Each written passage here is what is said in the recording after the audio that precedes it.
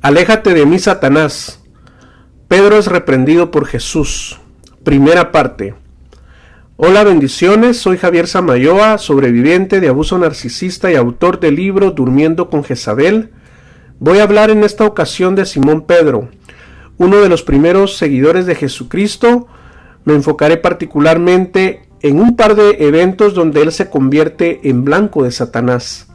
El propósito de este estudio es que observemos cómo opera el mundo espiritual y cómo Dios cuida de sus hijos a pesar de nuestras debilidades, cómo Dios nos prepara para llevarnos a otro nivel, aunque sus métodos a veces sean un tanto dolorosos e intensos.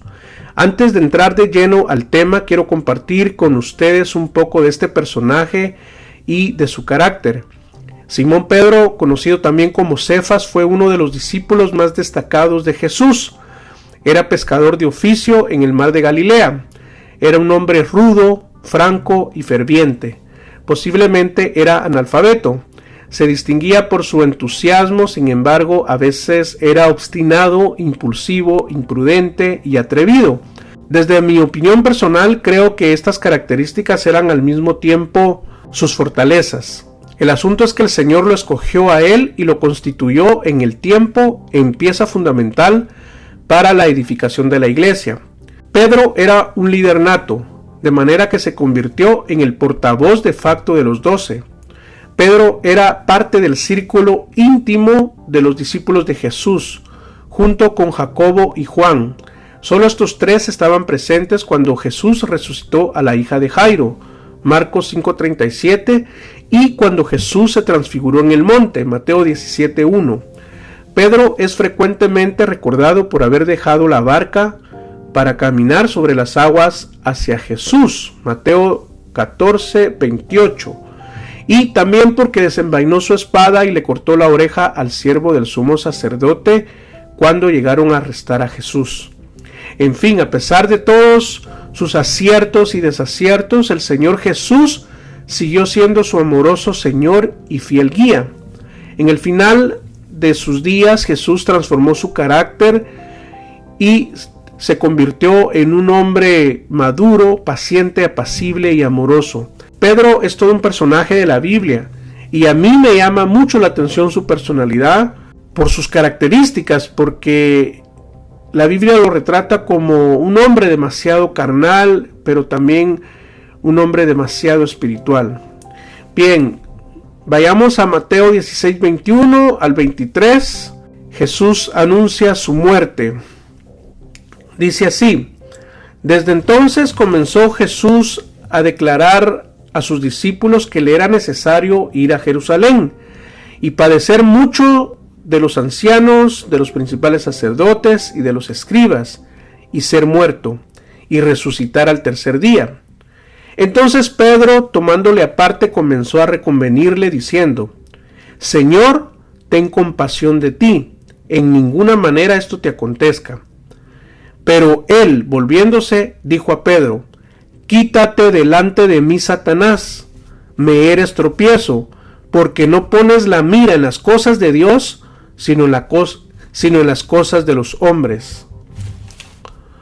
Bien, esta es una declaración de Jesús muy fuerte hacia uno de sus discípulos más cercanos. ¿Por qué Jesús le dijo Satanás a Pedro? ¿Acaso Pedro era Satanás? ¿Será que Pedro fue poseído? ¿Por qué Jesús lo reprendió con tanta severidad? En primer lugar, hay que tomar en cuenta el contexto. Los discípulos ya habían confesado su fe en Jesús como el Mesías, y Jesús estaba comenzando a prepararlos para su muerte. Jesús tenía bien claro ir a Jerusalén para sufrir, morir y al tercer día resucitar, con el fin de cumplir la voluntad de su Padre.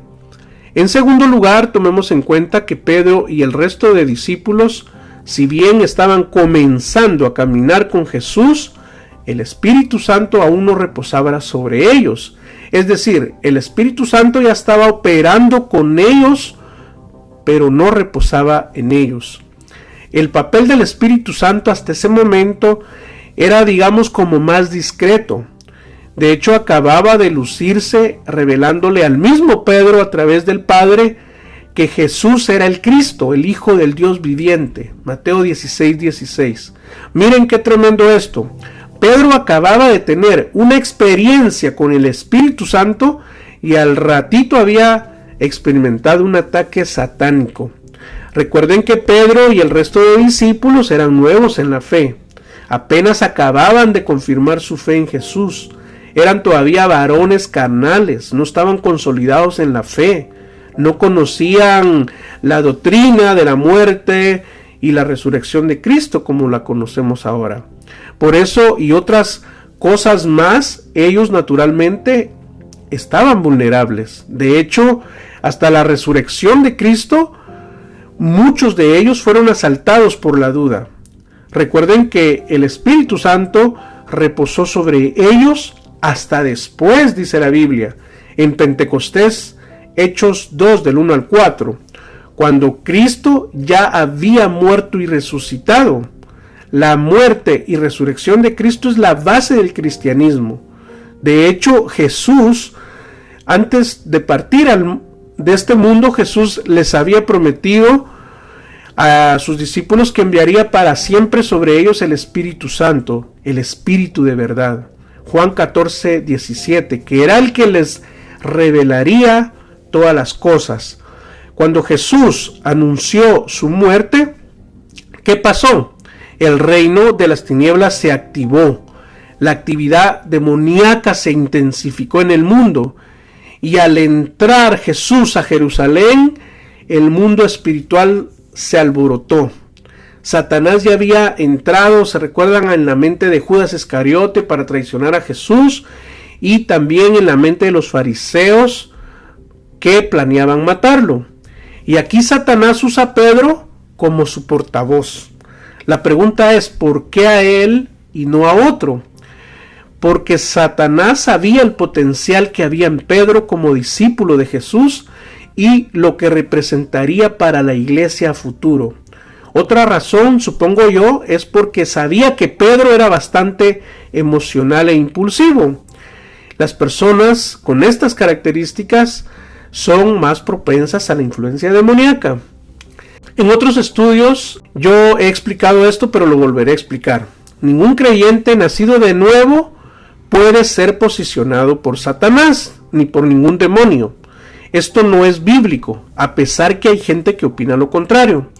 Yo creo que los creyentes sí podemos ser a veces oprimidos o influenciados, pero nunca poseídos, porque los creyentes somos habitados por el Espíritu Santo, dice la palabra. Entonces, para ir aterrizando en el orden de ideas, Satanás pretendía evitar la muerte de Jesús en la cruz. Y aquí usa a Pedro como un puente para que Jesús considerara esa posibilidad.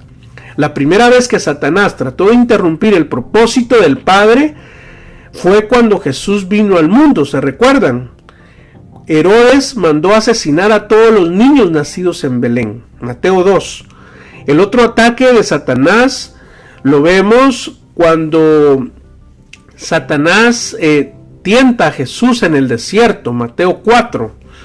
Ahora la víctima aquí era Pedro. Pedro, sin darse cuenta, estaba siendo el títere de Satanás, el mono volador, si lo queremos ver. La victoria de Satanás consistía en que Pedro influenciara a Jesús para evitar su muerte. Sin embargo, Jesús no se dejó manipular. Jesús tenía claro que había venido al mundo a morir para salvar a la humanidad de la condenación eterna. En otras palabras, Satanás pretendía que tú ni yo ni nadie nos salváramos. Señor, ten compasión de ti mismo, le dijo. En realidad esas palabras en sí no tenían nada de malo. Es más, parece un mensaje de aprecio y cariño de un camarada a otro camarada, ¿verdad? Pedro genuinamente piensa, ojo, que está ayudando a Jesús cuando trata de convencerlo de no ir hacia el sufrimiento ni la muerte. Señor, que esto jamás te suceda. Vamos, Señor, reflexiona. ¿Cómo pretendes morir así y de esa manera? No tomes el camino del sufrimiento, del sacrificio y la muerte. ¿Para qué? No es necesario. ¿Verdad que el mensaje de Pedro suena bonito, suena muy empático y solidario de su parte? Señor, que nada de esto te acontezca. Señor, es más, usa tu poder para escapar del sufrimiento. Es más, yo puedo ayudarte. No importa lo que hagas, pero no vayas a la cruz, le dijo.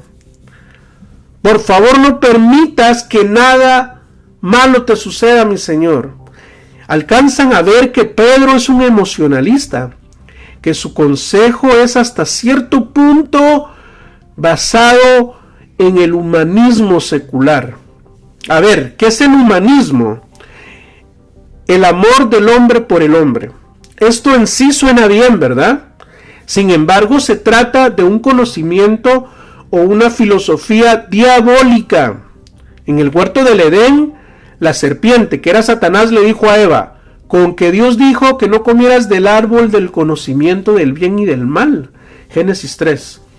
El espíritu de esa pregunta era humanista, como quien dice: Eva, tú eres importante y valiosa, tú no necesitas ser independiente, vamos, come, toma del conocimiento, vive, disfruta, este es tu momento y sé como Dios, no pasa nada, no vas a morir.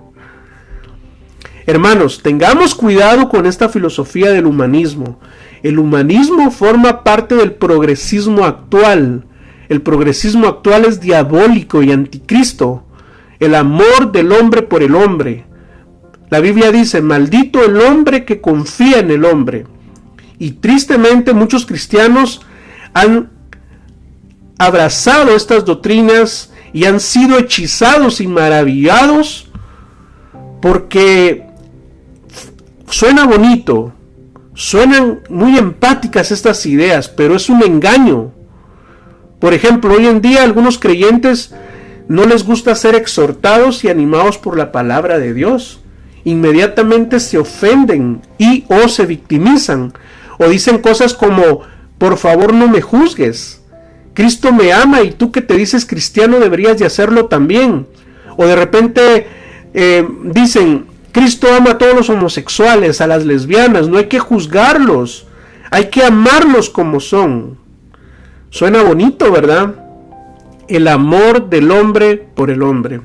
Pero el cristianismo también es humanista, dirán algunos. Sí, pero la diferencia es que nosotros, los cristianos, incluimos a Dios y su palabra antes de tomar decisiones. En cambio, el humanismo secular no incluye a Dios. El humanismo secular es ateo. Los cristianos que han abrazado estas filosofías han rechazado la verdad y no se dan cuenta que ahora les sirven a Satanás.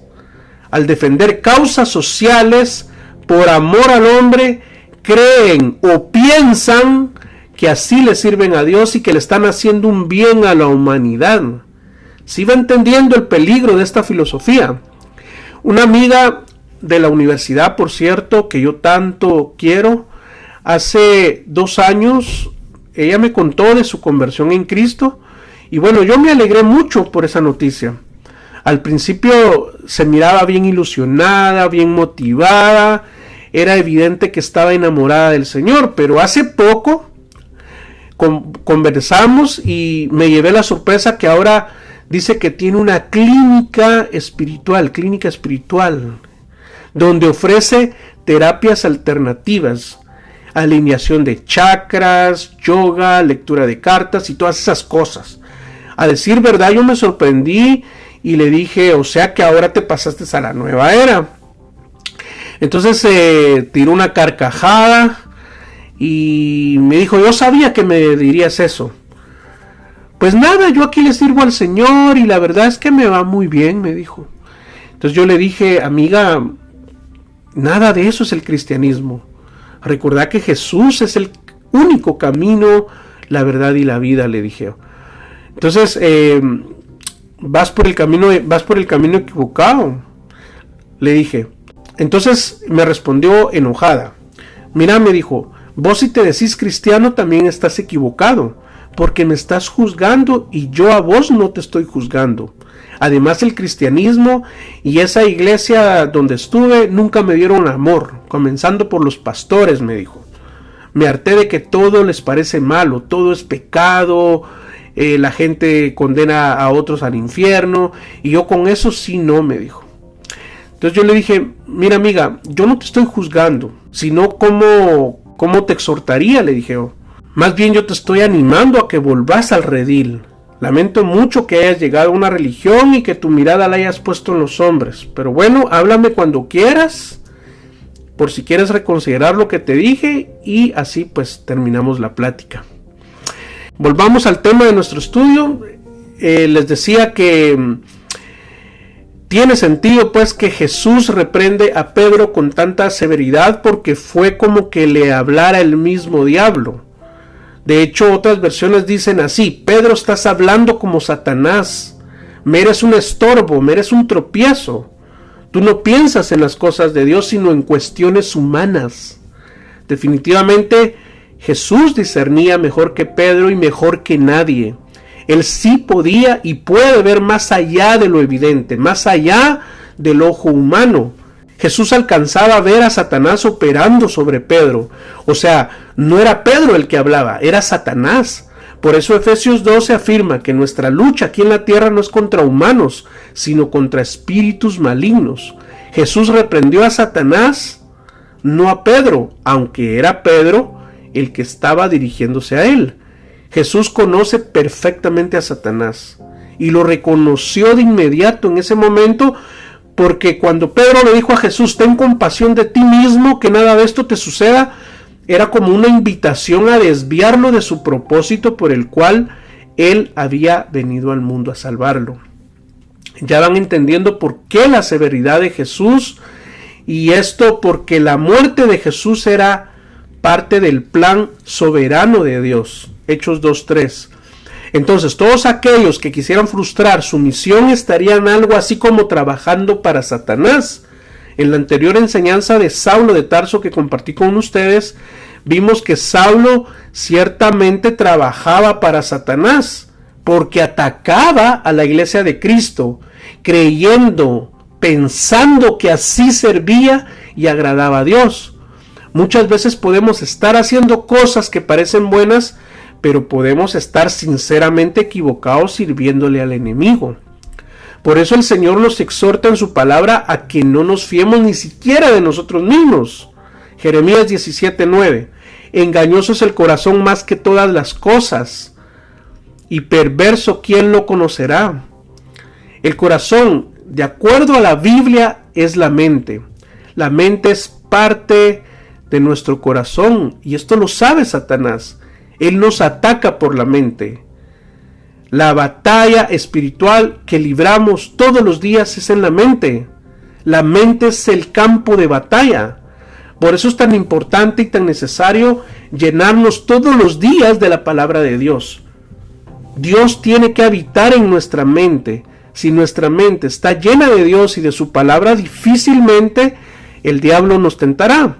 La palabra es nuestra espada y nuestro escudo en el día de la tentación. Jesús reprendió a Satanás en el desierto con el poder de la palabra. Lo venció exponiéndole la palabra. Yo expongo la palabra en este canal intencionalmente para que ésta penetre en tu mente, para que te llenes de Dios, para que cuando te sientas tentado recuerdes la palabra y salgas fortalecido y victorioso. La palabra de Dios tiene poder. Todos los días, cada hora, cada minuto, estamos en medio de una batalla espiritual. Observa detenidamente y te darás cuenta que la lucha que libramos es por medio de las ideas y de los pensamientos. Yo digo una cosa y la gente inmediatamente opina otra. Expones la verdad y la gente rebate la verdad, la cuestiona, la relativiza, la intelectualiza. Segunda de Corintios 10:3 dice: pues aunque andamos en la carne, no militamos según la carne, porque las armas de nuestra milicia no son carnales, sino poderosas en Dios para la destrucción de fortalezas, derribando argumentos y toda altivez que se levanta contra el conocimiento de Dios, y llevando cautivo todo pensamiento a la obediencia a Cristo.